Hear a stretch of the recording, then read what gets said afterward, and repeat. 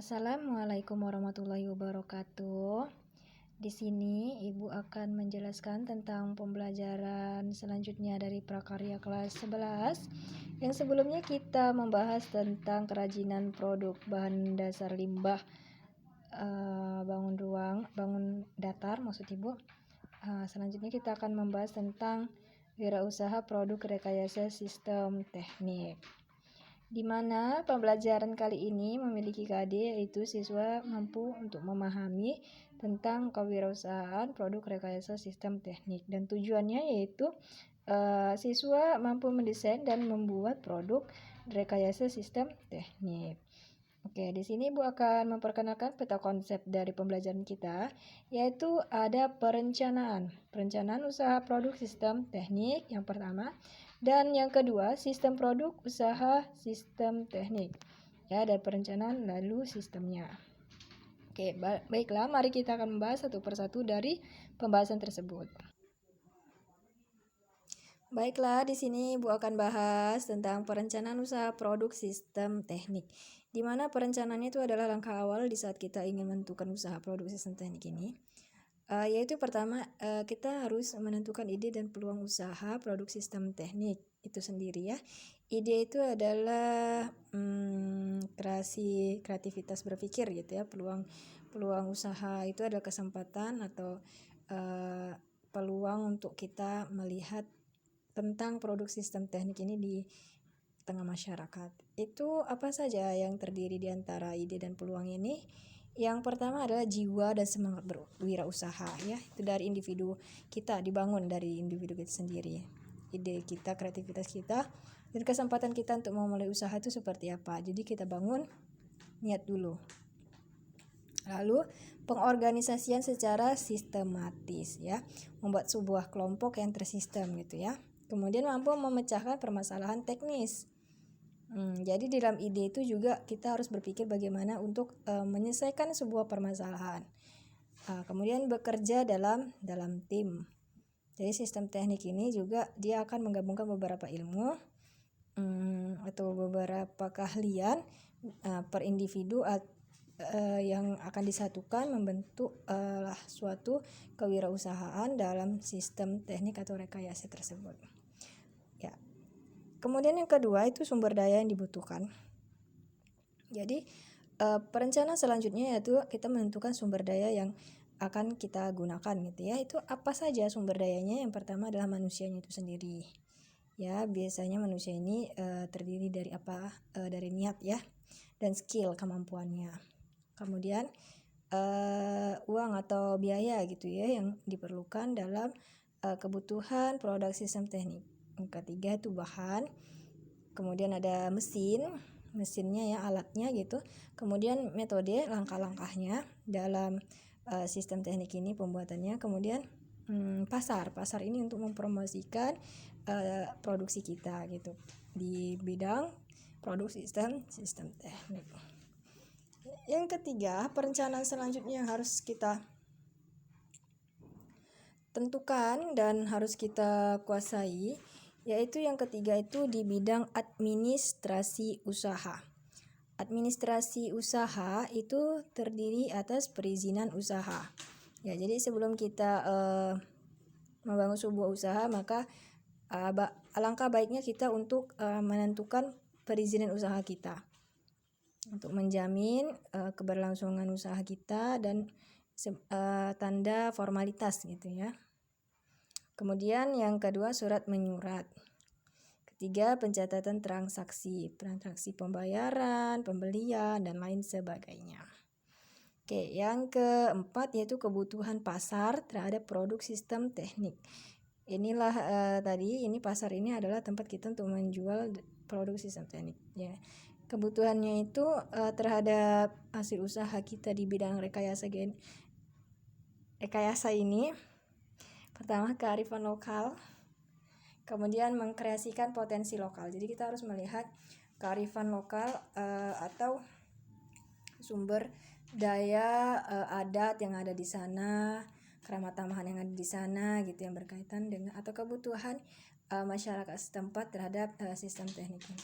Kemudian mengkreasikan potensi lokal. Mengkreasikan itu artinya menciptakan hal baru untuk daerah itu dari pemenuhan pasar terhadap produk sistem teknik. Kemudian perencanaan usaha dalam kewirausahaan ini memiliki beberapa tahap ya. Tahapnya meliputi yaitu yang pertama tahap memulai, tahap melaksanakan, kemudian tahap mempertahankan, dan tahap mengembangkan. Jadi yang pertama itu ya dalam kita mencoba suatu usaha di bidang sistem rekayasa ini, maka memulai itu adalah kita menentukan dulu jenis usaha kita apa, lalu manfaat dari usaha kita itu apa, lalu teknik yang kita gunakan, dan cara mengemas ya, mengepaknya itu seperti apa gitu. Ada yang kedua yaitu tahap melaksanakan, yaitu setelah kita menentukan langkah awal itu memulai, maka saat kita melaksanakannya yaitu menerapkan keselamatan kerja. Jadi apa yang kita akan lakukan setelah kita memulai, saat kita bekerja atau melaksanakannya, kita akan menerapkan keselamatan kerja dan peduli kepada lingkungan. Nah, ya, selanjutnya adalah tahap mempertahankan. Tahap mempertahankan itu adalah di sini analisis perkembangan sesuai dengan kondisi yang ada di lingkungan. Ya, mempertahankan kondisi lingkungan, ditekankan seperti itu. Kemudian tahap mengembangkan. Tahap mengembangkan itu adalah itu mencakup kreativitas ya, cara kita untuk mengembangkan sebuah usaha, mengkreasikan dengan sesuatu yang baru atau menciptakan sesuatu yang baru disebut dengan inovasi. Oke, baiklah. Di sini Ibu akan membahas sedikit tentang sistem produksi usaha sistem teknik. Jadi kita akan memasuki sistem produksinya ya. Sistem produksinya ada beberapa bahasan. Yang pertama, aneka produk usaha sistem teknik sendiri ya. Contohnya itu beberapa macam jenis dari produk usaha ini, yaitu pertama alat pencetak karang beriket. Oke, namanya alat pencetak karang beriket. Yang kedua, alat pengering hasil pertanian. Alat hasil pengering pertanian ini berupa daripada hasil pertanian ya. Dia dikeringkan menggunakan alat lebih cepat daripada dia mengeringkan di bawah sinar matahari gitu ya. Kalau di sinar matahari mungkin dia memerlukan waktu 3 hari, tapi menggunakan alat ini bisa kering selama 1 jam saja gitu. Kemudian kompor batik ya, kompor batik itu juga merupakan salah satu contoh dari usaha dari produk sistem teknik ini. Keempat, alat pengambilan zat warna alam indigo. Biasanya ini ya diambil dari daun indigo ya, hasilkan zat warna dia. Yang kedua, manfaat produk usaha sistem teknik. Manfaat produk usaha ini ya, yang diantaranya yang pertama, memberikan manfaat bagi kesejahteraan masyarakat yang menggunakannya. Jadi masyarakat akan semakin mudah gitu ya. Dengan adanya sistem teknik ini, aturannya tadi manual sudah bisa otomatis. Oke, bisa mengefektifkan waktu dan mengefisienkan tenaga gitu ya. Yang kedua itu solusi bagi peningkatan produktivitas dan efektivitas dalam menjalankan produk usaha rumahan. Ya, jadi meningkatkan produktivitas itu artinya meningkatkan hasil kinerja gitu, yang lebih baik, yang lebih bagus gitu, dan lebih cepat selesai gitu ya. Kemudian yang ketiga, memberikan kemudahan meningkatkan kualitas dan jumlah dalam produk tadi itu ya.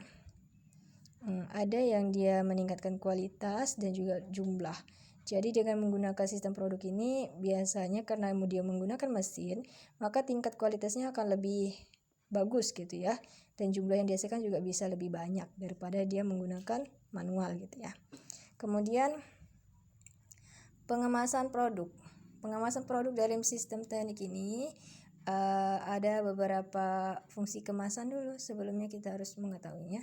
Yang pertama, mempertahankan mutu. Mutu produk itu dapat dipertahankan dengan adanya kemasan. Yang kedua, memperpanjang masa simpan ya, dengan menggunakan kemasan, maka produk itu akan tersimpan lebih awet gitu ya, tidak mudah rusak karena kelembapan atau lain sebagainya gitu. Kemudian mempermudah penyimpanan dan pemasaran, ya, mudah untuk disimpan dengan adanya kemasan, mungkin apakah kotak, bentuknya kardus ataukah bentuknya kaca dan lain sebagainya ya. Dan juga pemasaran juga kan menjadi lebih mudah gitu. Kemudian menambah daya tarik bagi konsumen ya, jadi semakin menarik gitu ya usaha sistem teknik ini jika ada pengemasan yang baik gitu. Kemudian label itu di dalam pengemasan itu perlu. Label itu apa yang disebut dengan label? Label di sini adalah informasi yang dibuat pada kemasan, biasanya berisikan tentang, untuk label rekayasa maksud saya, sistem rekayasa ini, yang pertama itu informasi produk yang sebenarnya. Jadi informasi tentang produk sebenarnya itu bisa dilihat dari label tuh ya. Maksudnya ini informasinya apakah barang mudah pecah atau barang yang terbuat dari bahan apa gitu. Kemudian foto atau gambar produk.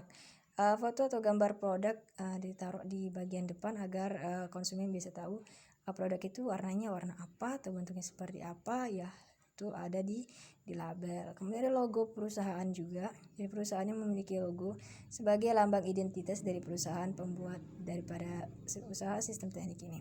Kemudian alamat produsen ya. Alamat produsen ini bertujuan agar semakin dikenal gitu ya, tempat memproduksi daripada usaha sistem teknik ini. Jadi pemesanannya bisa langsung ke alamat produsen ini. Kemudian bobot produk ya, bobot produk agar konsumen bisa tahu produk ini dia beratnya seberapa gitu ya, biar bisa diperhitungkan dengan pengangkutannya sesuai tidak gitu. Informasi tentang masa produksi atau masa kadaluarsa. Ya, masa kadaluarsa ini maksudnya masa aktif pakai gitu benda tersebut. Apakah benda tersebut bila mesin ya mungkin bisa jadi pemakaian setelah 15 tahun atau pemakaian setelah 10 tahun, dia baru bisa dikatakan sebagai barang yang kadaluarsa gitu. Itu saja yang dapat Ibu sampaikan. Maka alangkah baiknya marilah kita simpulkan pembelajaran kita hari ini. Kesimpulannya adalah bahwa dalam perencanaan usaha produk sistem teknik ini, dia memiliki beberapa bagian. Pertama, ide dan peluang usaha produk sistem teknik. Kemudian yang kedua, sumber daya yang dibutuhkan. 3, administrasi usaha. Yang keempat, kebutuhan pasar terhadap produk sistem teknik.